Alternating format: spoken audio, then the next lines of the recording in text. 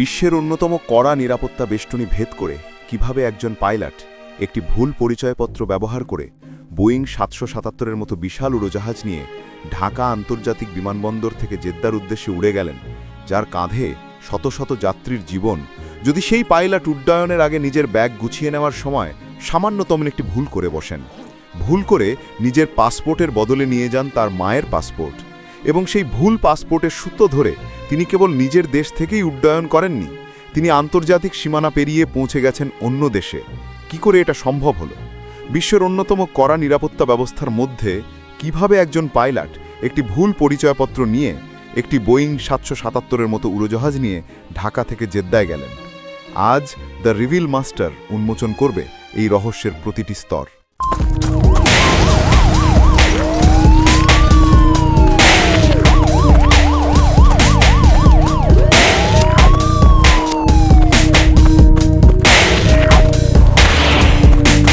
সময়টি ছিল মঙ্গলবার ১৬ই সেপ্টেম্বর ২০২৫।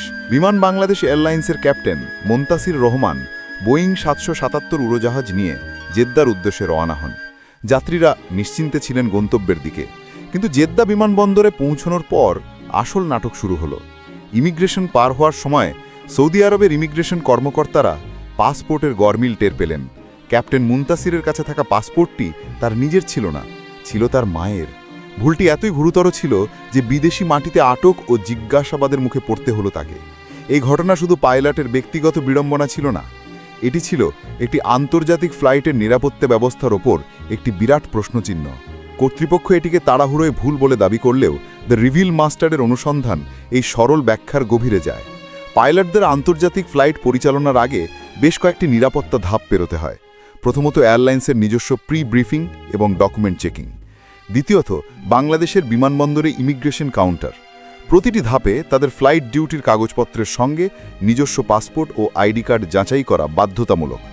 প্রশ্ন হল, ককপিটে প্রবেশের আগে বিমান বাংলাদেশ এয়ারলাইন্সের পক্ষ থেকে কে ডকুমেন্ট চেক করেছিল?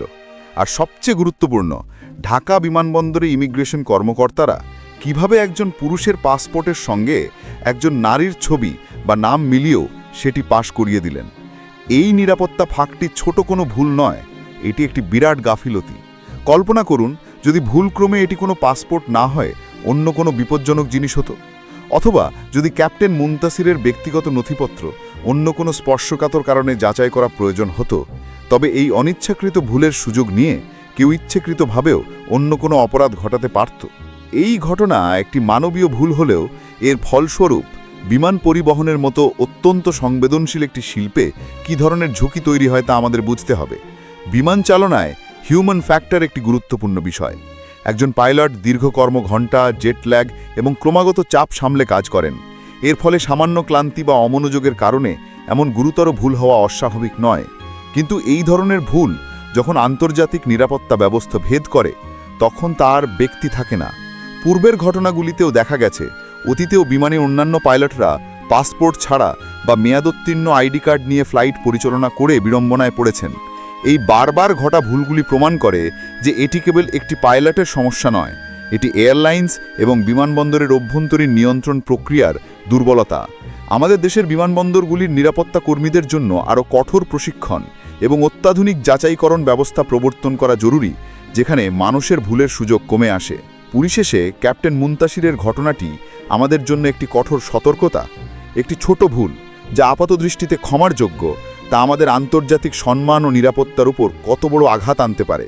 বিমান বাংলাদেশ এয়ারলাইন্সের জেদ্দা স্টেশন ম্যানেজারের তৎপরতায় যদিও তাকে দ্রুত জিজ্ঞাসাবাদ শেষে মুক্তি দেওয়া হয় এবং সন্ধ্যার ফ্লাইটে তার আসল পাসপোর্ট পাঠানো হয়, তবে এই ঘটনা আন্তর্জাতিক মহলে আমাদের নিরাপত্তা ব্যবস্থাকে প্রশ্নবিদ্ধ করেছে। দ্য রিভিল মাস্টারের পক্ষ থেকে আমরা দাবি জানাই, বিমান চলাচলের নিরাপত্তার প্রতিটি ধাপকে ত্রুটিমুক্ত করা হোক, কারণ আকাশে ভুল বা অসতর্কতার কোনো স্থান নেই।